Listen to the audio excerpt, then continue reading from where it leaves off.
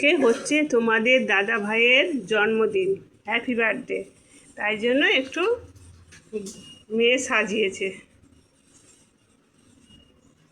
তোমাদের দাদা ভাইয়ের এগুলো ফটো,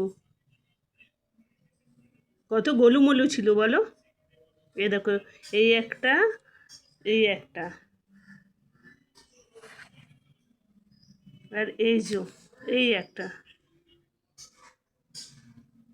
অনেক বছর হয়ে গেল।